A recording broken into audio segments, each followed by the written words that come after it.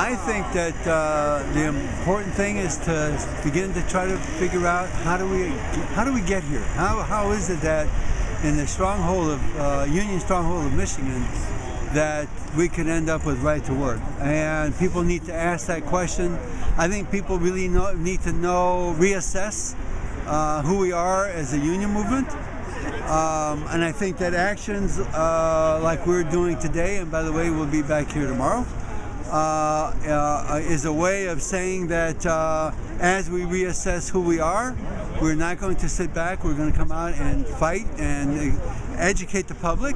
I think the public is really unaware of what does right to work actually mean, and I'm not sure that there are union households that don't understand what it actually means. And I think that we're losing some of our own membership to this mythology that somehow right to work will make things better or make our unions better, and it's just the opposite.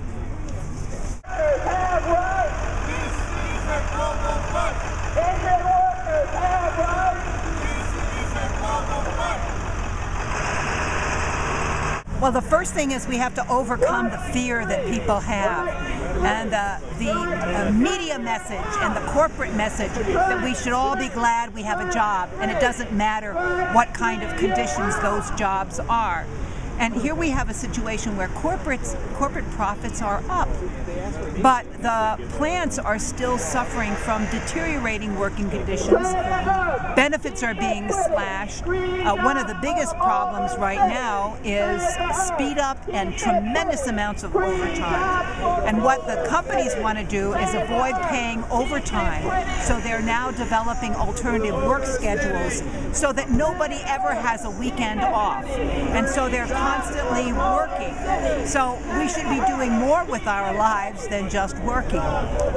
It used to be, right, the labor movement would say the 8-hour day, 8 hour for sleep, and 8 hour for leisure. And now that's no longer true. People are working 12 hours a day and commuting long distances because many of them, I called a woman yesterday, she lives in Saginaw. She drives to Lansing every day for her job and back. That's something like 2.5 hours. Yeah. So you have that a lot because of the plants that have been closed. So we're talking about the inferior working conditions that people are suffering from. And the fact of the matter is that when you have speed up, people get hurt. And when they get hurt, of course, they go out on workman's compensation. But what we're finding out in places like Columbia, where they don't have a good system, is they're being fired. In our cases, when people come back to work, they find there are no jobs that they can do because they're all the tough jobs. It used to be that they had jobs for workers coming off workers' compensation. Those have all been outsourced at this point. The morale in the plant is horrible. Workers are upset. The quality will suffer, and the intended benefits of this schedule will not happen. So Marcioni might think that he could squeeze a little bit more production out of less pay for the workers, but it's not going to happen. And people got to be aware of this. It's an attack on your weekend too. The idea of an 8-hour day, the idea of holidays, the idea of just compensation for workers, and we've got to stop it, and we are confronting it in the plant.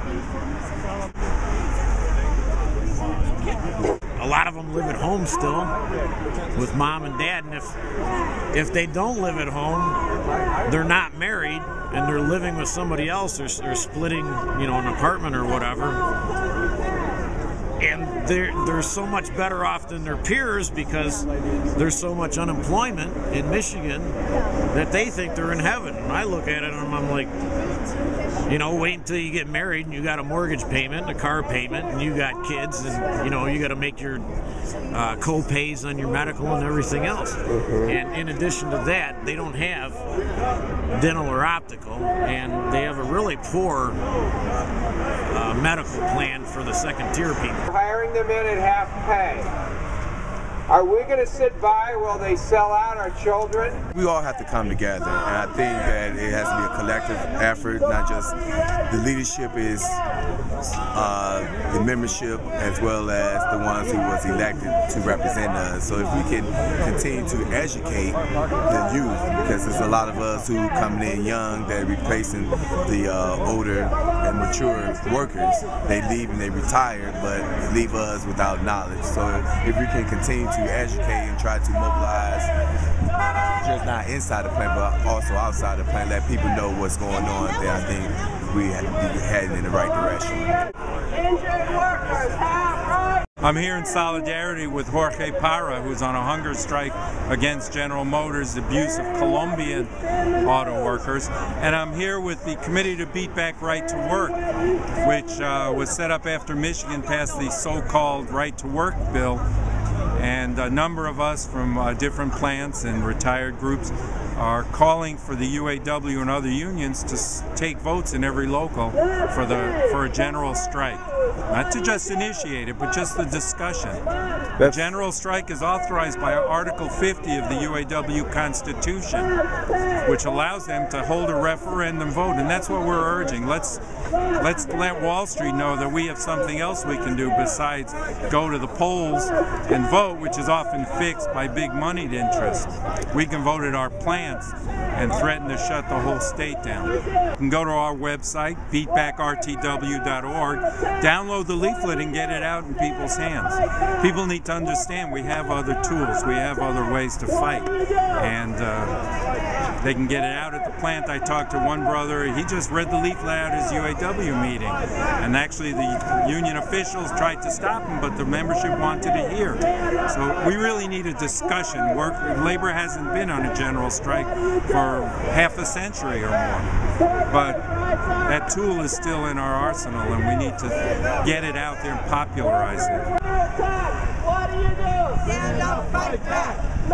It really took the movement that created the CIO to get the Wagner Act and other laws and political measures that established union rights in the first place. Now, the CIO didn't eliminate the AFL, but it built on it. It was a new union concept that made workers a lot stronger. What I mean by the new CIO is we need a qualitative leap for the union movement that's just as big qualitatively as moving from the old craft unions to the industrial unions. That might involve, for example, a union local saying everyone who's unemployed is invited to join this union local, so we can have bigger marches and win jobs, so that we involve the unemployed. A union could come to town and say, we will represent all employees at fast food places in this city, whether they are members of our union or not, and they can see what kind of work we do representing them legally and with advice and assistance if they're fired, and see what kind of reputation that gives the unions. Great ideas. That kind of community involvement and support is the kind of thing that's necessary to make the union stronger, and it's why the unions grew in the first place. It's because the whole working population thought the unions represent us, so we support them politically. The Flint sit-down strikers inside the buildings in Flint would not have won if they did not have the support of workers outside.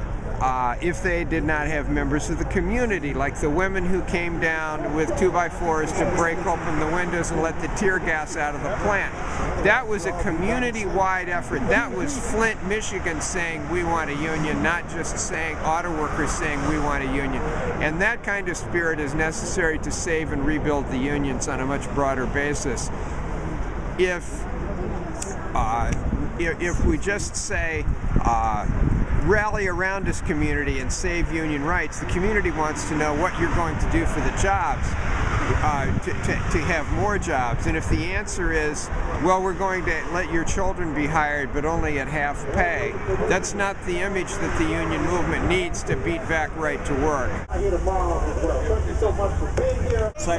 up, workers lose. Any way you spin the news, profits up, workers lose. We're all against two-tier.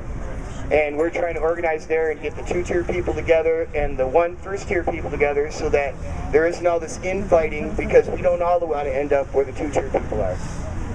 So that's what's going on where we're at. We're working like crazy. Trucks are selling, so we're working 6 days a week. So we have to fight inside the plant while we're working. So that's where I'm at.